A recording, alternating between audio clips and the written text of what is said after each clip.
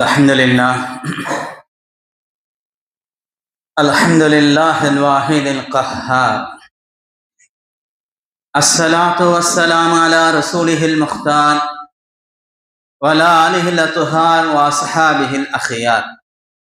أما بعد، فقد قال الله تعالى في القرآن العظيم والفرقان المجيد بعد أعوذ بالله من الشيطان الرجيم بسم الله الرحمن الرحيم وإن كان ذو عسرة فنظرة إلى ميسرة وأن تصدقوا خير لكم إن كنتم تعلمون.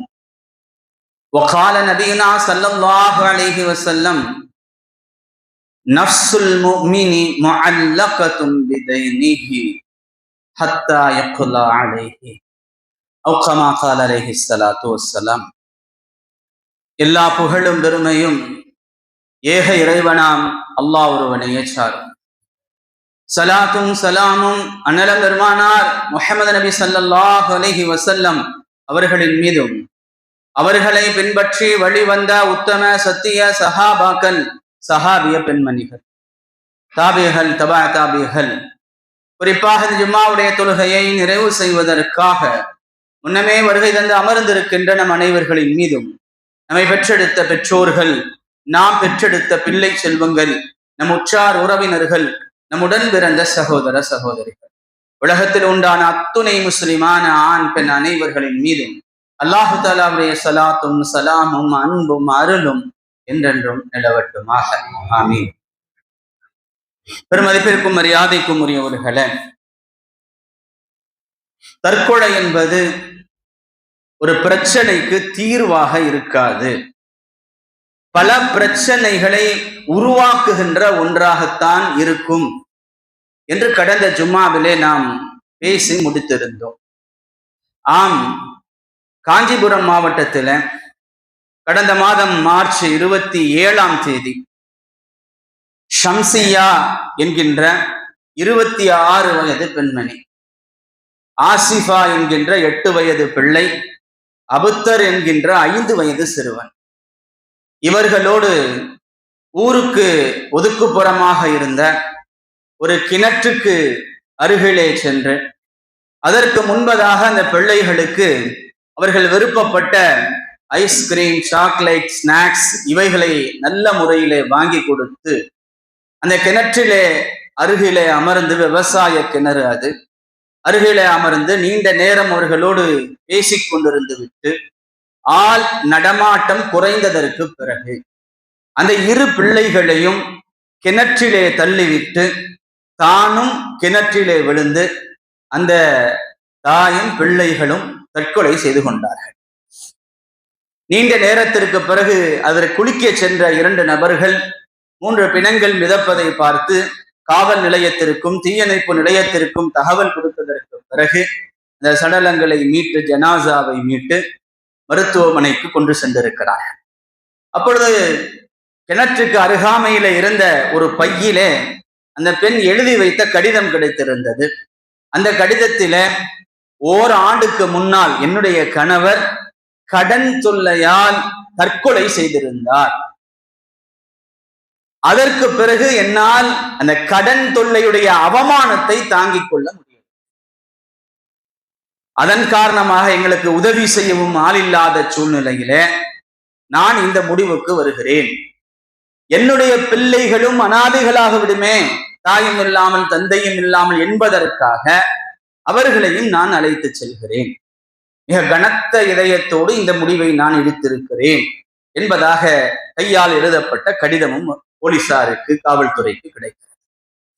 கண்ணியத்திற்குரியவர்களே, ஒரு பிரச்சனை, தற்கொலை என்கின்ற அவருடைய கணவருடைய பிரச்சனை இவ்விருவருடைய வாழ்க்கைக்கு, அவருடைய வாழ்வாதாரத்திற்கு ஒரு முடிவாக இருந்ததா என்றால் இல்லை. இந்த குடும்பத்துடைய இந்த 3 நபர்களுடைய தற்கொலைக்கு அந்த தற்கொலை காரணமாகத்தான் இருந்தது. தற்கொலை என்கின்ற ஒரு பிரச்சனை எந்த ஒரு பிரச்சனைக்கும் முடிவாக இருக்காது. ஒரு காலம் அவர் உயிரோடு இருந்திருந்தால், ஏதாவது சமாளித்து இருந்தால் இந்த குடும்பம் காப்பாற்றப்பட்டிருக்கலாம்.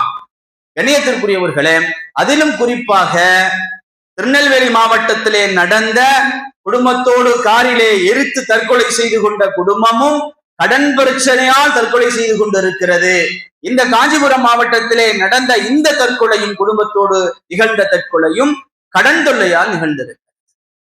கண்ணியத்திற்குரியவர்களே, 2024 எடுக்கப்பட்ட ஒரு ஆய்வு, ஏறத்தாழ 2024 19,965 நபர்கள் தற்கொலை செய்திருக்கிறார்கள் தமிழ்நாட்டில் மட்டும்.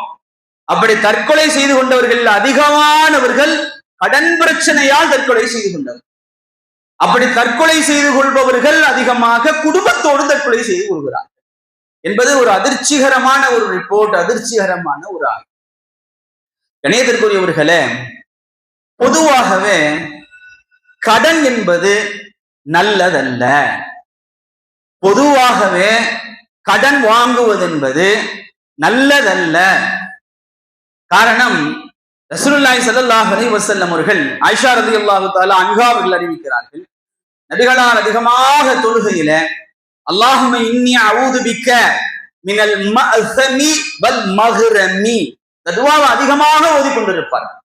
யா அல்லாஹ், மஅஸம்னா பாவம்னு அர்த்தம், நான் பாவம் செய்வதை விட்டும், மகரம் அப்படின்னா கடன் தொல்லைன்னு அர்த்தம், கடன் தொல்லையில் நான் ஈடுபடுவதை விட்டும், கடனிலே ஈடுபடுவதை விட்டும், கடன் வாங்குவதை விட்டும் யா அல்லாஹ் உன்னிடத்திலே நான் பாதுகாவல் தேடுகிறேன் என்று ரசூலுல்லாஹி ஸல்லல்லாஹு அலைஹி வஸல்லம் அவர்கள் அதிகமாக துஆ செய்யக்கூடியவர்களாக இருந்தார்.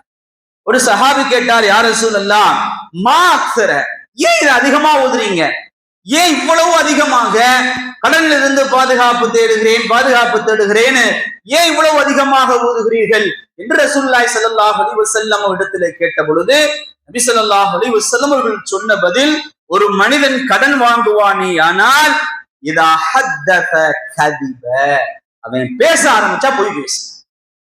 கடன் வாங்கிட்டானா பேசுனா பொய் தான் பேசும். வைதாவாத, வாக்குறுதி கொடுத்தா ஃபஹலஃப, அவன் மாற்றம் செய்வான், நிறைவேற்ற மாட்டான். கடனுக்குனே உள்ள அருமையான ஒரு தகுதி அது. கடன் வாங்கினவன் பொய் தான் பேசுவான், கடன் வாங்கினவன் வாக்குறுதியை நிறைவேற்ற மாட்டான். இணையத்திற்குரியவர்களே, யதார்த்தத்திலே நாம் பார்க்கின்ற ஒன்று, யார் கடன் வாங்கி இருக்கிறாரோ அவருக்கு போன் பண்ணா போனை எடுக்க மாட்டார், ரெஸ்பான்ஸ் பண்ண மாட்டார். அப்படி ஏதாவது யதார்த்தமாக கண்ணில் பட்டு நான் போன் பண்ணனே எடுக்கலையேன்னு கேட்டா உண்மையா சொல்ல போறார்? கண்டிப்பா சொல்ல மாட்டார். இல்ல, நான் பார்க்கல, நான் கவனிக்கல, நான் தூங்கிட்டேன், நான் அங்க இருந்தேன், நான் இங்க இருந்தேன், அத்தனையும் பொய். அதே மாதிரி உள்ளூர்ல இருப்பார், போன் பண்ணா நான் வெளியூர்ல இருக்கேன், நான் அங்க இருக்கேன், நான் இங்க இருக்கேன். கண்ணியத்திற்குரியவர்கள், ரசூலுல்லாஹ் எவ்வளவு அழகா சொல்லி இருக்கிறார்கள் பாரு. கடன் வாங்கியவன் பொய் பேசுவான். அதே மாதிரி வாக்குறுதி கொடுத்தா நிறைவேற்ற மாட்டான். வாக்குறுதினா என்ன? நான் இப்ப தந்துடுவேங்கிறதா வாக்குறுதி. நாளைக்கு தந்துடுறேன், வெள்ளிக்கிழமை தந்துடுறேன் அப்படின்னு அவசரத்துக்கு ஒரு 10,000 ரூபாய் வெள்ளிக்கிழமை தந்துடுறேன்னு வாங்குறான். கணியத்திற்குரியவர்கள், வெள்ளிக்கிழமை வருகிறதா, வாக்குறுதிக்கு மாற்றம் செய்யப்படுகிறது, தரமாட்டான். இல்ல, திரும்ப போன் பண்ணி திரும்ப கூப்பிட்டு கேட்டா நாளைக்கு நாளைக்கு நாளைக்கு, ஒரு வாரம், 10 நாள், ஒரு மாசம். கண்ணியத்திற்குரியவர்களே, ரசூலுல்லாஹி ஸல்லல்லாஹு அலைஹி வஸல்லம் அவர்கள் மிக அழகாக கடன் வாங்கியவன் பேசினால் பொய் பேசுவான், வாக்குறுதி கொடுத்தால் மாறு செய்வான் என ரசூலுல்லாஹி ஸல்லல்லாஹு அலைஹி வஸல்லம் அவர்கள் கூறியிருக்கிறார். எனவே கடன் வாங்குவது நல்லதல்ல. அதே போன்று கடன் வாங்குவதனால் மரியாதை கெட்டு போகும். கடன் கொடுக்க முடியாத ஒரு சூழல் ஏற்பட்டு விடுகிறது என்றால் யாரிடம் இருந்து வாங்கினோமோ அவரு ஒரு அளவுக்குத்தான் மரியாதை கொடுப்பார், ஓரளவுக்கு தான் கொடுப்பார்.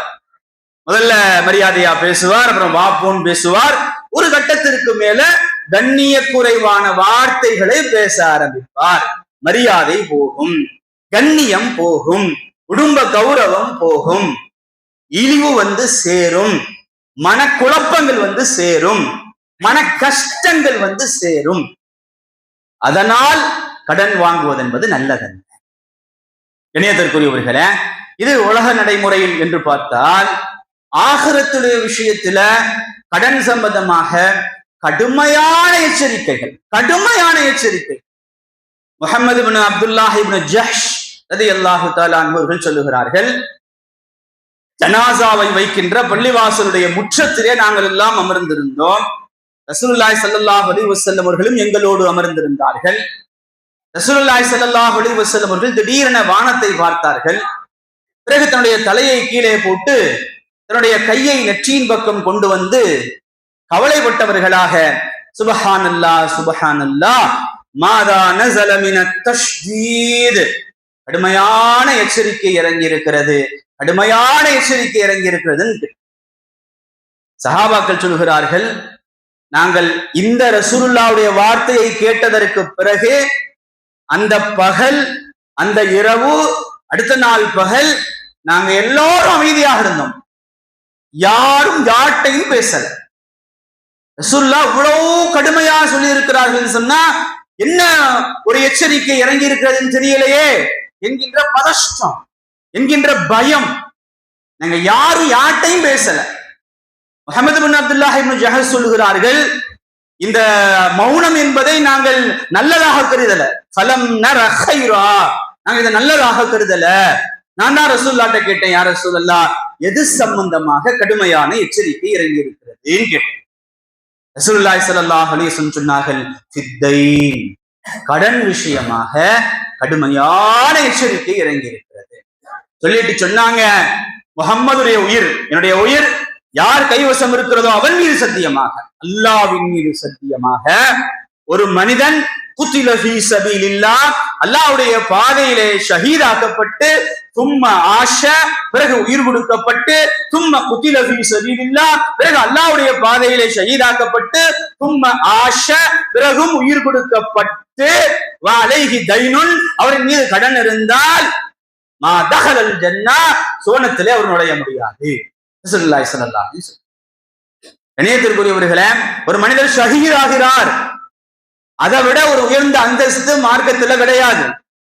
அல்லாஹ்வுக்காக போர் செய்து ஷஹீதாகுவதை விட ஒரு உயர்ந்த அந்தஸ்து கிடையாது. அவர் ஷஹீதாகிட்டார், ஒரு தடவை ஷஹீதாகல. ரசூலுல்லாஹ்வுடைய வார்த்தையை பாருங்க, கடனுடைய கடுமை எப்படி சொல்லுகிறார்கள் பாருங்கள். ஒரு தடவை இல்ல, ஒரு தடவை ஷஹீதாகி மீண்டும் உயிர் கொடுக்கப்பட்டு மீண்டும் ஷஹீதாகிறார். 2 தடவை ஷஹீதாகிற வாழ்க்கையில. அப்படியான ஒரு வாய்ப்பு உலகத்துல யாருக்கும் கொடுக்கப்படுவதில்லை. அப்படி ஒருவருக்கு கொடுக்கப்பட்டாலும் வாழ்க்கையில 2 தடவை ஒரு ஷஹீதானாலும் வலைஹி தைனுன், அவரின் மீது கடன் இருக்குமே, ஆனால் சொர்க்கத்தில் நுழைய முடியாது. இந்த கடன் நிறைவேற்றப்படுகின்ற வரை என்ன ரசூலுல்லாஹி ஸல்லல்லாஹு அலைஹி வஸல்லம் அவர்கள் கூறியிருக்கிறார்கள் என்றால், கண்ணியத்திற்குரியவர்களே, கடன் வாங்குவது என்பது நல்லதல்ல. ரசூலுல்லாஹி ஸல்லல்லாஹு அலைஹி வஸல்லம் சொல்லுவார்கள், ஸௌபான் ரலியல்லாஹு தஆலா அன்ஹு சொல்கிறார்கள், யார் 3 காரியங்களிலிருந்து நீங்கி இருக்கிறாரோ அவர் சொர்க்கத்துல நுழைவார். 3 காரியம் என்ன? அல் கிபர், பெருமை, அல் குலூல், ஏமாற்றுதல், பிறரை ஏமாற்றுதல், பிறரை மோசடி செய்தல். 3வது அத்தை, கடன். பெருமை, பிறரை ஏமாற்றுதல், கடன். இந்த 3ஐ விட்டும் யார் நீங்கி இருக்கிறாரோ அவர் சொர்க்கத்துல நுழைவார். கண்ணியத்திற்குரியவர்களே, அப்ப இந்த 3ஐ விட்டும் யார் நீங்கவில்லையோ, யாரிடம் பெருமை இருக்கிறதோ, யார் பிறரை ஏமாற்றி உழைக்கிறாரோ, யார் கடன் வாங்கி இருக்கிறாரோ, அதை நிறைவேற்றாமல் மரணித்து விடுகிறாரோ, சொர்க்கத்துல நுழைய முடியாது என்பது ரசூலுல்லாஹி ஸல்லல்லாஹு அலைஹி வஸல்லம். அபூ ஹுரைரா ரலியல்லாஹு தஆலா அன்ஹு சொல்லுவார்கள், நஃப்ஸுல் முஃமினி முஅல்லகத்துன் பிதைனிஹி, ஒரு மூமினுடைய உயிர் இருக்கிறதே அது கடனை கொண்டு தொங்கிக் கொண்டிருக்கும். ஒரு மூமினுடைய உயிர் கடன் இருக்க மரணித்து விடுவாரே, ஆனால் அது சொர்க்கம் போய் சேராது, அது தொங்கிக் கொண்டே இருக்கும், ஊசலாடி கொண்டே இருக்கும். சொல்றோமா இல்லையா? ரசூலுல்லாஹ் அந்த வார்த்தையை தான் பயன்படுத்தும். முஅல்லகத்துன், தொங்கிக்கிட்டு இருக்கும், ஊசலாடி கொண்டிருக்கும், அது சொர்க்கத்துக்கு போய் சேர. அவர் வேற எந்த நல்ல காரியத்தை உலகத்துல எவ்வளவு செய்திருந்தாலும், அவர் வாழ்நாள் உள்ள சஜிதாவிலேயே வீழ்ந்து கிடந்திருந்தாலும், அவர் வாழ்நாள் முழுவதும் நோன்பு வைத்திருந்தாலும், அவர் பல 100 ஹஜ்ஜுகள் செய்திருந்தாலும், பல 100 உம்ராக்கள் செய்திருந்தாலும், பல லட்சம் கோடி தர்மம் செய்திருந்தாலும், 1 ரூபாய் கடனோடு மரணிப்பாரே, ஆனால் முஅல்லகத்துன், உயிர் ஊசலாடி கண்ணியத்திற்குரியவர்களே, ரசூலுல்லாஹி ஸல்லல்லாஹு அலைஹி வஸல்லம் அவர்கள் கடன் இருப்பவர்களுக்கு ஜனாசா தொழுகை நடத்த மாட்டாங்க. சல்மத் இப்னு அக்வா ரலியல்லாஹு தஆலா அவர்கள் சொல்லுவார்கள், ஒரு ஜனாசா கொண்டு வரப்படுமேயானால் நபி ஸல்லல்லாஹு அலைஹி வஸல்லம் அவர்கள் ஹல் அலைஹி மின் தைன், இவருக்கு கடனிலிருந்து ஏதாவது இருக்கிறதான்னு கேட்பாங்க. வார்த்தையை பாருங்க, ரசூலுல்லாஹ்வுடைய வார்த்தை ஹல் அலைஹி தைனுன் இருக்கு. ஹல் அலைஹி தைனுன், அவரின் மீது கடன் இருக்கிறதா அப்படின்னு ஒரு வார்த்தை இருக்கு. ரசூலுல்லாஹ் அப்படி கேட்கல. அப்படின்னா கடன் நிறைய இருக்குன்னு அர்த்தம். ஹல் அலைஹி தைனுன், ஹல் அலைஹி மின் தைனின், கடனிலிருந்து ஏதாவது இருக்கிறதான்னு கேட்கிறாங்க. ஒரு பைசா இருக்கான்னு அர்த்தம் அதுக்கு. ஒரு ரூபாய் இருக்கான்னு அர்த்தம். ஒரு தீனார், ஒரு திர்ஹம் கடன் இருக்கான்னு அர்த்தம் அதுக்கு.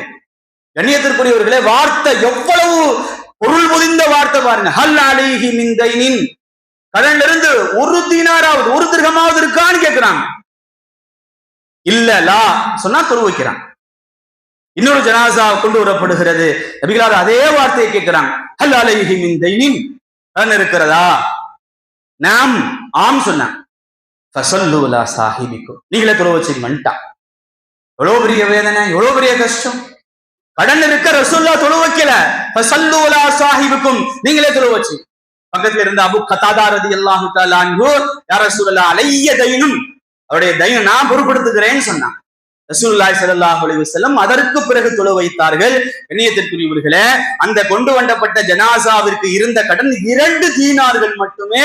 அடுத்த நாள் அபூ கத்தாதா ரலியல்லாஹு தஆலா அன்ஹுவை சந்திக்க நேருகின்ற பொழுது ரசூலுல்லாஹி ஸல்லல்லாஹு அலைஹி வஸல்லம் அவர்கள் அவருடைய கடனை நீங்கள் நிறைவேற்றி விட்டீர்களா என்று கேட்டார்கள்.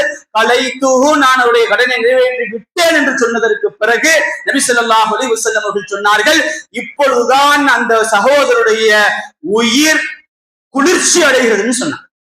அவருடைய உடல் இப்பதான் குளிர்ச்சி அடைகிறதுன்னா, பரதத் அலைஹி ஜில்துஹு, அவருடைய உடல் இப்பதான் குளிர்துன்னாங்க.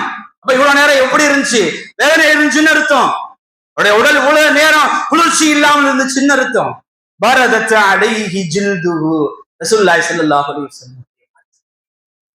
கண்ணியத்திற்குரியவர்களே, இவ்வளவு சிரமங்களும் இவ்வளவு வேதனைகளும் இவ்வளவு கஷ்டங்களும் இருப்பதினால் கடன் இல்லாமல் இருப்பதுதான் நல்லது. கண்ணியத்திற்குரியவர்களே, இல்ல எனக்கு வாழ்வாதார பிரச்சனை, எனக்கு சிரமம், வாழ்வாதார சிரமம், எனக்கு நோய், இந்த நோய் அவ்வளவு இலகுவாக மருத்துவம் பார்க்கக்கூடிய நோய் அல்ல, கடன் வாங்கினாத்தான் இந்த மருத்துவத்தை பார்க்க முடியும் அப்படிங்கிற பட்சத்துல கடன் வாங்கிக் கொள்வதற்கு மார்க்கம் அனுமதிக்கிறது. இணையத்திற்குரியவர்களே, அவசிய தேவைக்கு கடன் வாங்கிக் கொள்ளலாம், அவசிய தேவைக்கு வாங்கிக் கொள்ளலாம் என்கின்ற பொழுதே ஆடம்பர தேவைக்கு கடன் வாங்க கூடாது என்பதும் தெளிவாகிறது. அப்ப அவசிய தேவை என்று ஒன்று இருக்கிறது, ஆடம்பர தேவை என்று ஒன்று இருக்கிறது. அவசிய தேவைக்கு வாங்கிக்கலாம், ஆடம்பர தேவைக்கு வாங்கக்கூடாது. நம்மள்ட்ட ஒரு நல்ல பைக் இருக்கு, நல்லா போயிட்டு இருக்கு, பக்கத்து வீட்டுக்காரர் அல்லது சகோதரர் அல்லது நண்பர் ஒரு நல்ல பைக் வாங்கிட்டார், கடன் வாங்கியாவது பைக் வாங்க. பக்கத்து வீட்டுக்காரர் ஒரு நல்ல கார் வாங்கிட்டார், கடன் வாங்கியாவது கார் வாங்கணும். இது எந்த வகையான அவசியம் இல்லாத ஒன்று அல்லவா? அந்த கடன் நமக்கு தேவையில்லாத ஒன்று அல்லவா? 50,000 ரூபாய், 75,000 ரூபாய், 1,00,000 ரூபாய்க்கு கடனிலே டிவி பார்க்க வேண்டும் என்கின்ற என்ன தேவை இருக்கிறது? என்ன அவசியம் இருக்கிறது? இணையத்திற்குரியவர்களே, பெரிய பெரிய டிவி எத்தனையோ இன்ச்சுகள் சொல்றாங்க இல்லையா? 50 இன்ச்சு, 60 இன்ச்சு, 70 இன்ச்சு, 30 இன்ச்சுன்னு சொல்றாங்களா இல்லையா? அதெல்லாம் மொத்தமா கேஷ் கொடுத்து யாரும் வாங்குறது இல்ல, பெரும்பாலும் எல்லாம் கடன்ல போட்டு. என்ன அவசியம் இருக்கிறது அந்த டிவிய? இது ஆடம்பர செலவு, ஆடம்பர கடன் இல்லையா? கண்ணியத்திற்குரியவர்களே, கடன் என்பது அவசிய தேவைக்காக இருக்கின்ற பட்சத்திலே கடன் வாங்கிக் கொள்வதற்கு மார்க்கம் அனுமதிக்கிறது. அப்படி ஒருவர் கடன் கேட்பாரேயானால் அவசிய தேவைக்கு, அத்தியாவசிய தேவைக்கு, மருத்துவ தேவைக்கு, வாழ்வாதார தேவைக்கு, அவருடைய உணவு தேவைக்கு ஒருவர் கடன் கேட்பாரேயானால் யாரிடத்திலே கேட்கப்படுகிறதோ அவருக்கு இதுல வசதி இருந்தா அவருக்கு கடன் கொடுத்து உதவ வேண்டும். ரசூலுல்லாஹி ஸல்லல்லாஹு அலைஹி வஸல்லம் சொல்லுவார்கள், அல் முஸ்லிமு அஹுல் முஸ்லிமு, ஒரு முஸ்லிம் இன்னொரு முஸ்லிமுக்கு சகோதரர், லா யபுதிமுஹு, அவருக்கு அநியாயம் செய்ய மாட்டார், வலா யுஸ்லிமுஹு, அவரை அம்போடு விட்டு விட மாட்டார். அவருக்கு ஒரு சிரமம் கஷ்டம் வருகின்ற பொழுது அவரை விட்டுவிட மாட்டார். வலா யுஸ்லிமுஹு, மன் கான ஃபீ ஹாஜத்தி அஹீஹி கான அல்லாஹு ஃபீ ஹாஜத்திஹி, யார் ஒரு முஸ்லிமுடைய தேவை நிறைவேற்றுகிறாரோ அல்லாஹ் அவருடைய தேவையை நிறைவேற்றுவான். யார் ஒரு முஸ்லிமுடைய கஷ்டத்தை போக்குகிறாரோ கியாமத்தில் அல்லாஹ் அவருடைய கஷ்டத்தை போக்குவான். இந்த ஹதீஸினுடைய 3 செய்திகள், ஒரு முஸ்லிமுக்கு சிரமம்னா அவரை விட்டுவிடக் கூடாது, அவருடைய தேவையை நிறைவேற்றணும், அவருடைய கஷ்டத்தை போக்கணும் என்கின்ற அடிப்படையில அவர் ஒரு தேவைக்காக ஒரு கஷ்டத்துல உங்களிடத்திலே வந்து நிற்கின்ற பொழுது உங்களுக்கு அதற்குண்டான வசதிகள் இருக்குமே, ஆனால் அவருக்கு கடன் கொடுத்து உதவ வேண்டும். கண்ணியத்திற்குரியவர்களே, கடனை பெற்றுக் கொண்டார், உண்மையிலேயே அவர் கடன் திரும்ப மீட்டி கொடுக்க முடியாத சூழலிலே இருக்கிறார், கஷ்டத்தை இருக்கார் நல்லா தெரியுது, சிரமத்தை இருக்கான்னு நல்லா தெரியுது என்கின்ற பட்சத்தில வைன்கான் அல்லாஹ் குர்ஆன்ல சொல்லுவான், வைன்கானது அஸ்ரத்தின், அவர் கஷ்டத்திலே இருப்பாரே ஆனால் ஃபநலியத்துன் இலா மைஸரா, அவருக்கு கொஞ்சம் வசதி வர்ற வரைக்கும் கொஞ்சம் நீங்க தவணை கொடுங்கள் அல்லாஹ் சொல்றான். அல்லாஹ் இந்த விஷயத்தெல்லாம் குர்ஆன்ல சொல்றான். அவர் கஷ்டப்படுறாரு, கடன் கொடுத்துட்டீங்க, நல்லா தெரியுது அவர் கஷ்டப்படுறாருன்னு சிரமப்படுறாருன்னு, கொஞ்சம் ஒரு வசதி வர்ற வரைக்கும் ஃபநலியத்துன், கொஞ்சம் தவணை கொடுங்க. வன் தசத்தகு, நீங்க இன்னும் வசதியாக இருக்கிறீங்க, அதை அப்படியே தர்மமாக மாற்றிக்கொண்டால் கைருள்ளக்கும், உங்களுக்கு நல்லது.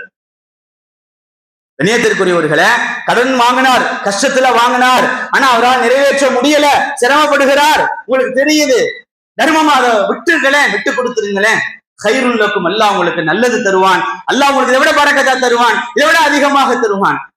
அல்லாஹ் குர்ஆன்ல கண்ணியத்திற்குரியவர்கள் ரசூலுல்லாஹி ஸல்லல்லாஹு அலைஹி வஸல்லம் சொல்வார்கள், யார் ஒரு பொருளை விற்கின்ற பொழுதும் ஒரு பொருளை வாங்குகின்ற பொழுதும் ஒரு கடனை நிறைவேற்றி வாங்குகின்ற பொழுதும் பெருந்தன்மையாக நடந்து கொள்கிறாரோ ரஹிமல்லாஹு, அல்லாஹ் அவர் மீது கிருபை செய்வான். ரசூலுல்லாஹி ஸல்லல்லாஹு அலைஹி வஸல்லம் கடனை திரும்ப கொடுக்கின்ற பொழுது போய் சிரமப்படுறார், கஷ்டப்படுறாங்க போது கொஞ்சம் பெருந்தன்மையா நடந்துக்கிறது. 5000 ரூபாய் தர வேண்டிய இடத்துல கஷ்டப்படுறான்னு தெரியுது, ஒரு 2000 ரூபாய் கொண்டு வந்து தர்றாரு, 3000 ரூபாய் கொண்டு வந்து தர்றாரு, 2000 ரூபாய்னால முடியல, பிரட்ட முடியலன்னு சொல்றாரு, அல்ஹம்துலில்லாஹ் நீங்க வசதியா இருக்கிறீங்க, அல்ஹம்துலில்லாஹ் அப்படின்னு பெருந்தன்மையாக நடங்க, அல்லாஹ்வுடைய ரஹ்மத் உங்களுக்கு வந்து சேரும் அப்படின்னு ரசூலுல்லாஹி ஸல்லல்லாஹு அலைஹி வஸல்லம். கண்ணியத்திற்குரியவர்களே, ரசூலுல்லாஹி ஸல்லல்லாஹு அலைஹி வஸல்லம் சொல்லுவார்கள், முன்னொரு காலத்துல ஒரு வியாபாரி இருந்தார். அவர் எப்படிப்பட்ட வியாபாரினா ஏழைகளுக்கு கடன் கொடுக்கக்கூடிய வியாபாரி. அவர் தன்னுடைய வேலையாள்களுக்கு சொல்லுவார், நீங்கள் அவர்களிடத்தில பெருந்தன்மையாக விட்டு கொடுத்து நடங்கள், அல்லாஹ் நமக்கு தள்ளுபடி செய்வார். கடனை தள்ளுபடி செய்யுங்க, தஜாவசு லஅல்லல்லாஹ தஜாவசு, அல்லாஹ் நமக்கு தள்ளுபடி செய்வான். கண்ணியத்திற்குரியவர்களே, அவர் மரணித்தார், அல்லாஹ்வுடைய பாவங்களை தள்ளுபடி செய்து விட்டான் என்று ரசூலுல்லாஹி ஸல்லல்லாஹு அலைஹி வஸல்லம்.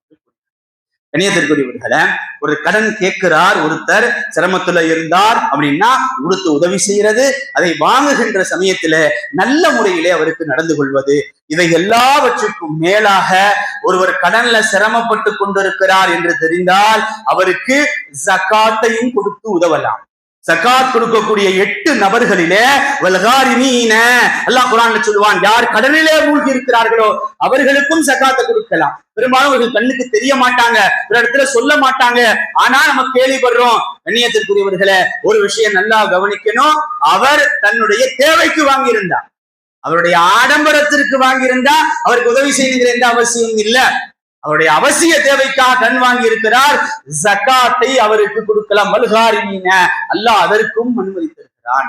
இணையத்திற்குரியவர்களே, இது யார் ஜகாத் கேட்கிறார்களோ அவர்களுக்காகவும் ஜகாத் அவருக்கு கொடுக்க வேண்டியவர்களுக்காகவும் சொல்லப்பட்ட விஷயங்கள். ஆனால் மார்க்கம் இருக்கிறதே, முடிந்த வரை கடன் இல்லாமல் யார் இருக்க நினைக்கிறார்களோ அவர்கள் கடன் இல்லாமல் வாழ வேண்டும் என்றுதான் வலியுறுத்துகிறது. இணையத்திற்குரியவர்களே, கடன் இல்லாமல் வாழ்வதற்கும் கடன் இருந்தால் அவைகள் விரைவிலே நிறைவு செய்வதற்கும் மார்க்கம் அழகிய வழிமுறைகளை சொல்லித் தருகிறது. இன்ஷா அல்லாஹ் அடுத்த ஜும்மாவிற்கும் அடுத்த ஜும்மாவிலே அது சம்பந்தமாக பார்ப்போம். வாஹிரு தஅவானா அல்ஹம்துலில்லாஹி ரப்பில் ஆலமீன்.